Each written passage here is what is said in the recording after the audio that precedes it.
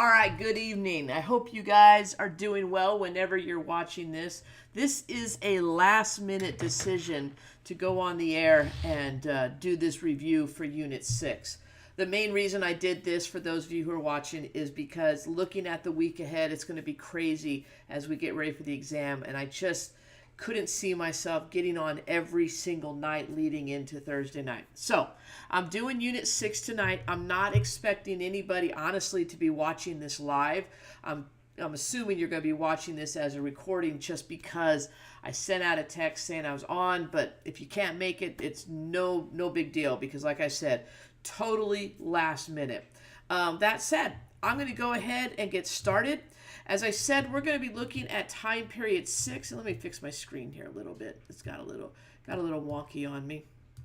All right, so time period 6 is essentially the major themes that we're going to be looking at are industrialization, urbanization, immigration, and reform. But those are broad ideas of this time period. There's a lot more that is going on that we're going to dive into. And to be honest, the first thing we're going to talk about is not even in the major list here. The time frame that we're looking at is 1865 to 1898. So this is going to start at the end of the Civil War and will continue all the way until the Spanish-American War. Now in class, we actually went a little bit into the 20th century because we attached the progressive era to this time period as well. I'm not going to do this tonight. I'm going to add the progressive era to Unit 7 when I do that one tomorrow night. So tonight is strictly 1865 to 1898. As we look at this, like I said, some things aren't even mentioned. The very first thing I want to talk about during this time period is westward expansion. During the Civil War, Abraham Lincoln had a Republican Congress, and you're going to see a lot of legislation being passed. One of the major pieces of legislation that's passed is the Homestead Act in 1862, pretty much opening up the West to small white farmers. And they would get, oh gosh, I'm drawing a blank. I want to say 180 acres or 320 acres free, and all they had to do was go settle on the land and live there for 5 years. The intent was to attract more people westward. Now, one thing that's going to help do that is the Pacific Railway Act is also going to be passed in 1682 or 1862. And the Pacific Railway Act was all about building a transcontinental railroad. And they're going to build this transcontinental railroad across the northern part of the Great Plains, and that's going to aid in people making their way west. But there is challenges. Obviously, the Native Americans are out there, and as they move west, the Native Americans are going to, be violently displaced from their homelands, and so that's going to lead to a lot of conflict. That's going to lead to a lot of rebellion, and probably the two biggest moments you need to know during this time period is the Battle of Little Bighorn and Wounded Knee. Now, Little Bighorn was the famous battle where George Armstrong Custer and the 7th Cavalry were completely decimated by Sitting Bull and Crazy Horse and the Lakota Sioux Nation. This is going to lead to a call from Americans for, I guess, revenge, because they were very angry at Custer's this, quote, American hero. And so the Americans are going to start pushing more and more for natives to be controlled, if you will, by the government. So you're going to go through a time period of what's known as the Sioux Wars, or the Plain Indians Wars, that really took place from the 1860s all the way up until 1890. The defining moment that brought the Sioux Wars to the end is the tragedy at Wounded Knee, where Native Americans were massacred by U.S. Army soldiers. And we use this kind of as a bookmark to the end of westward expansion, because there's no place else for the Native Americans to go. America has expanded from sea to sea. States are being built, are being created throughout the Western Plains. So 1890, the Battle of Wounded Knee, marks the end of westward expansion, and as Frederick Jackson Turner talked to us about, also marked the end of the Western frontier. 1887, the government is going to try to step in and assimilate the Native Americans. Now, they've tried very lot of different varying policies when it came to the Native Americans. The final one is going to be the Dawes Act. And the Dawes Act is essentially going to eliminate the reservations and start giving the land back to Native Americans in the same format that we were issuing land to Americans under the Homestead Act. We're going to give them a plot of land, and we're going to expect them to farm that land, to settle that land, and to essentially assimilate into the white American lifestyle. And it's under the Dawes Act that you're going to see the creation of the Indian boarding schools and such like that. So what we're going to see during this time period is the absolute displacement of Native Americans and their loss of tribal lands. And the end of, I guess, violent conflict, if you will, between the government and Native Americans, because there are no more Native American wars after this. All right, next I want to talk about the New South. I mentioned that 1865 marks the end of the Civil War. And so we're going to go into Reconstruction, but there's going to be ideas presented as to what the South should look like. Henry Grady is going to write about his vision of the New South, which was an industrialized South. He's going to argue that one reason the South lost the Civil War was they didn't have any industry. So he's going to promote industry moving into the South. And you will see some industry into the southern region, especially in places like Birmingham. But it's a very slow progress, and it's a very limited progress, because bottom line, the South is an agricultural based society, and that's still their economy as we go into Reconstruction and beyond. Now the question is, what happens to all the Native, or all the African Americans, the freedmen, who got their freedom with the 13th Amendment after the Civil War? And what we're going to see is a new form of slavery start to form in the South called sharecropping. And this was a form of economic slavery. Essentially, what's going to happen is you had freedmen, and you also had poor whites who got pulled into this system in which they would work for a landowner on the promise that if the landowner provided them all their necessities, their supplies, seed, a place to live, food, and stuff like that, they would repay the landowner when the crops came in. But the way sharecropping worked is you never made enough to cover your bill with the landowner. So that meant you were essentially contracted for another year of work, and then another year of work, and you were constantly trying to catch up with the sharecropping contract that had been created between you and the landowner. There was also another system called the crop lien system, in which you could lease land from a landowner, and you just paid him basically rent to rent the land, but you had the freedom to grow what you wanted and stuff like that. That had a little bit more, obviously, freedom for individuals who got involved in that, but it was still a very difficult life.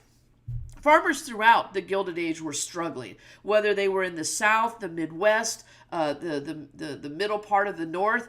There were struggles due to the falling crop prices, and that's actually going to fuel sharecropping as well. But the falling crop prices are primarily due to excess supply. We have excess crops, and we have that, which is going to lead to overages, which is going to lead to a drastic decline in the prices. The other problem that farmers had during this time was getting their goods to market. Railroads were charging different rates for different people to ship their goods. And if you were just a individual sole proprietor, just a single farmer, it was very difficult to get good rates on the railroads. So what you're going to start seeing throughout the Gilded Age is the farmers are going to start to come together and start to organize in order to try to get better transportation rates, to get better storage rates for their crops, to get better prices for seeds and stuff like that. And it started with a movement called the Grange. And the Grange was more of a social movement that evolved into an economic movement that later would evolve into a political movement. So the Grange is going to evolve into the Farmers' Alliances, which was more focused on economics and politics. And then what we're going to see is an entirely new political party coming out of this called the Populist Party. But I'm going to talk more about that later in this time period, but I wanted to introduce it to you now. Probably what the Gilded Age is mostly known for is the rise of industrial capitalism. The expansion of our railroads, new technologies being introduced during this time, all of this led to this rise of industry in our country. And two men who encapsulated the image of the capitalist during this time is J.D. Rockefeller and Andrew Carnegie. These two men built monopolies in their respective industries that were rivaled by other monopolists throughout the country. Rockefeller centered his business around oil, specifically the refining of oil, whereas Andrew Carnegie built his empire on steel. Now, these two men introduced new forms of business structures and that they used to build their monopolies. Rockefeller used what was called horizontal integration. And what horizontal integration means is in my business, I am going to specialize in one aspect of an industry. And for Rockefeller, what he specialized in was refining. He was going to refine the best oil that he could. And he got to where he controlled the refining of all oil in the United States because he started buying up all the smaller oil refineries because they couldn't compete with him. Andrew Carnegie took a different approach. He used what's known as vertical integration. And vertical integration essentially means you control every aspect of production, from mining the iron that you need, to transporting it to the factories, to refining it into steel, to transporting it to be sold, to sales, everything. You control the entire industry. And Carnegie did the exact same thing that Rockefeller did, except he just started buying up all the steel mills throughout the country. And so he built his monopoly using vertical integration. Now, it was very easy for these men to do this because our government had taken a laissez-faire attitude towards business in our country, just hands off. Let the economy evolve as it does naturally. There were no rules, there were no regulations. It was every man for themselves, and competition just exploded in our country during this time period. Now, some will argue that competition was good for the economy, but the other side was it wasn't great for the society. And there was no happy medium during the time period, and this is why it's called the Gilded Age, because you saw a ton of success, a ton of wealth being made, but that wealth overshadowed the crap that was going on in the cities and with labor and stuff like that.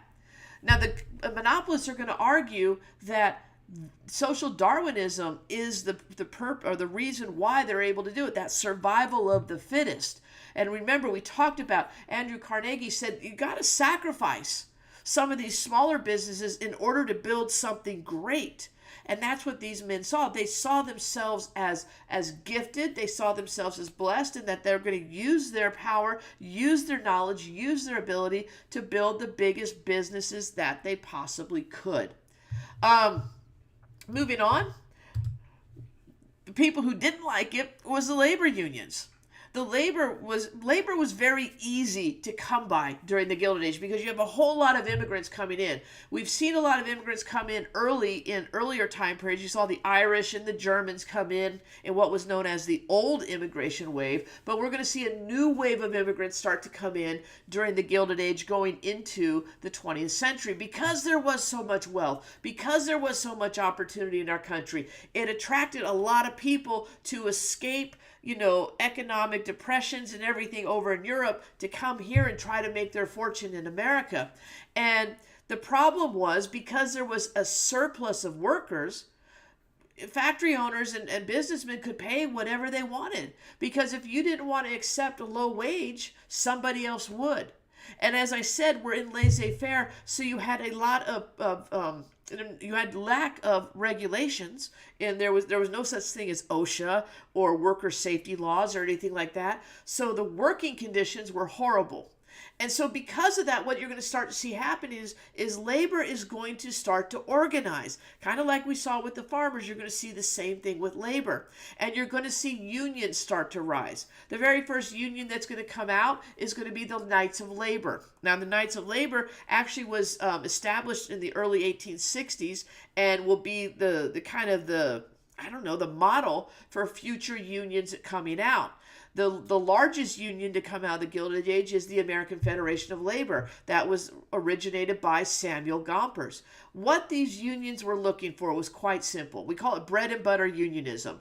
They wanted a decent day's wage for a decent day's work.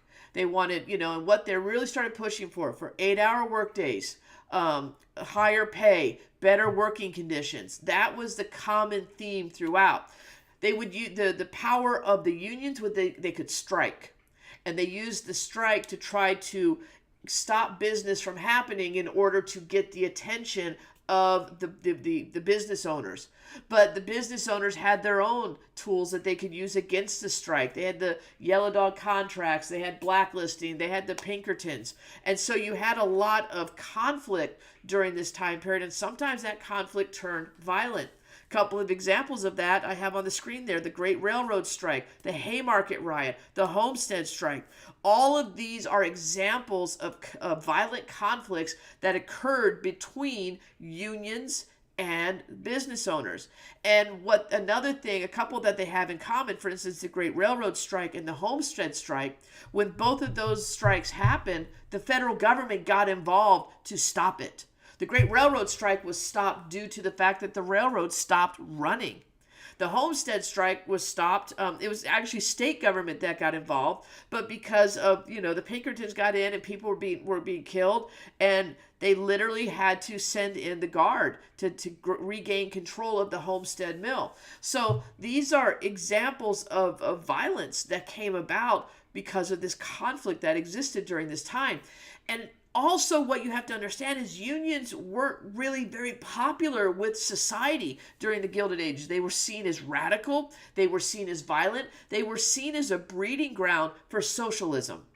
And one thing we see during this time period is the immigrants coming in. They're not coming from Western Europe. The immigrants are starting to come from Eastern Europe, and they're starting to bring some of their ideas and socialism and that idea, that movement starts to grow a little bit in America, and unions get tied to socialism, which is going to essentially, drive American society against the unions because they were seen as a threat. Okay?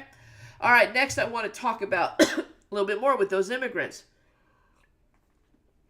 This rise in business, this rise in immigration, and just jobs being produced over and over again. A lot of people are going to start moving into the cities, and that's what we call urbanization. This rapid growth of cities that started to occur throughout our country. And as the immigrants come in from Southern and Eastern Europe, not only were they causing conflict, or not only were they giving the unions a bad name, they were spurring nativism in our country. And nativism was growing again. And you saw things like the American Protective Association and stuff like that start to come against our immigrants coming into our country.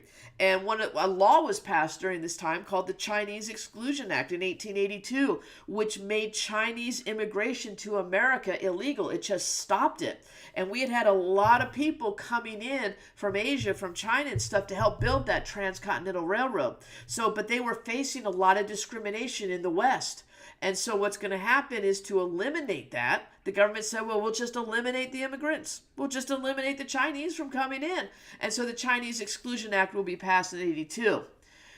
When you went into the cities, life in the cities was not the glamour that you often see or that you often think about. People were living in tenements, like one-room tenements, and you'd have 4 or 5 people or families living in the same room. And, there was no ventilation, there was no heat, there was no plumbing. And so disease was rampant in the tenements. The cities were being run by political machines. You would have political parties who would go in and gain control of the operations of the cities. And if you wanted a job, if you wanted a place to live, you're coming into the city, you're looking for all that. You pretty much had to sell your soul to the political machine to get what you wanted, to get what you needed to survive. And I'm going to talk about it here in a little bit when I talk about politics, but one of the most famous political machines is going to be Tammany Hall in New York City, run by Boss Tweed. So all of this is going on. We're actually growing faster than we can handle. That's essentially what's happening, is our cities are growing faster than we can keep up with. And that's going to allow for a lot of corruption to come in. It's going to allow for a lot of danger to come in. And it's going to lead to a call for reform in the cities. So you're going to start seeing movements, especially as we get towards the late 1800s, of reforming life in the cities. And you're going to see organizations start to spur up and everything, which I'll talk about when I talk about the progressive era here in the next unit. But that's what's happening. So the growth of the cities in the 1860s through the 1900 is going to be one of the contributing factors to the progressive era in the 1900s, the early 1900s. So pay attention to that cause and effect as you're looking at all these different things.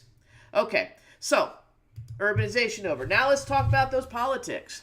One good thing that did happen during the Gilded Age was political patronage kind of came to an end. We're going to see Chester Arthur is going to be assassinated, and because of that, we are going to see the passage of the Pendleton Service Act. The Pendleton Act essentially required that you had to be qualified for a government job. I mean, go figure. And you're going to start to see civil service reform happen within government. And even today, a lot of people, if you want to get a job in the government, you have to take a civil service exam. And that all goes back to a lot of the corruption that we saw all the way back to Jackson. We saw a lot of corruption going back to Jackson's era, and it's just continued all the way into the mid 1880s, 1890s. I already mentioned how the political machines are dominating the cities, and again, Tammany Hall, Boss Tweed, be familiar with that. And then you're also going to see a debate about, of all things, tariffs, currency, and the rise of monopolies. There's a funny noise on my TV. Oh, sorry. They lost the feed. So if you hear a humming in the background, I apologize. So essentially what's happening is the government is implementing tariffs to help build American industry, but that American industry is causing a lot of destruction within the cities and problems with labor and stuff like that. So you're going to see a lot of debates over that. Currency, you're going to start seeing the debate. We have the gold standard at this point, but a lot of people are going to start pushing for the mining of silver as well. So they want to do what's called bimetallism. And bimetallism is when you base your currency on both gold and silver. And the magic number for bimetallism was 16-1. People were calling for the minting of silver at a ratio of 16-1 to gold. So all of that was going on during this time. Jumping ahead, oh my, jump backwards. All right, so that brings me to the populists. The populists are going to take on, as I mentioned, they evolved from the Grange. They evolved from the farmers' alliances. This was basically based on the farmers in the West and the South. And they're going to create what's known as the Populist Party or the People's Party. And they're going to write their platform, which is the Omaha platform, which is going to call for the direct election of U.S. senators, so more democracy. They want to see an income tax put in play, and they want the free coinage of silver. Now, the name you need to know when we talk about the populist movement is William Jennings Bryan. William Jennings Bryan is going to run on the Democratic ticket in the election of 1896, and he is going to, during his campaign, his whistle-stop campaign, he is going to give the Cross of Gold speech. And that speech is focused primarily on bimetallism, about arguing that you can't put the entire existence of American business and the American economy on the, quote, cross of gold. We can't base it on the gold standard. We need to bring in silver as well. And that's what he focused on the campaign. Now, William McKinley is going to be running against him, and William McKinley is going to essentially focus on other stuff during the campaign. He is going to be what I would consider the first modern president to use the press to help him get elected, and he is going to win the election of 1896. And as we go into the 20th century, you're going to see the populists start to go down. But even though it says that their influence declines, their influence will carry over into the progressive era. Because of the populists, we're going to see several new amendments being passed in the 19 teens. The 16th and 17th Amendment are going to be passed that will allow for an income tax as well as the direct election of senators. The one thing that the one influence that is going to go away is the bimetallism. The push for the coinage of silver is just going to die with with Bryant's loss in this election. Okay? All right. Whoops, too far. Way too far. Come on, Lennox. There we go. All right. That's really the Gilded Age. And man, we flew through that. But like I said, I want to do this in half an hour. But when you study the Gilded Age, know all the different timelines that are happening. Because there's a lot of different things happening at once. From westward expansion to the New South to the rise of industry and politics to the creation of unions. All of that is happening at once. So make sure that when you when you look at the Gilded Age, and the Gilded Age is one of those time periods that sometimes they like to test that one. But what I really want you to think about is the industrial and political changes. I want you to know about the rise of labor unions and the reform that's going to be called for in labor, in the workplace and stuff like that. Also understand the populist movement. And then in the midst of all of that, connect immigration and urbanization. Because what we're going to see as a result of the Gilded Age is you're going to see a transformation of our society.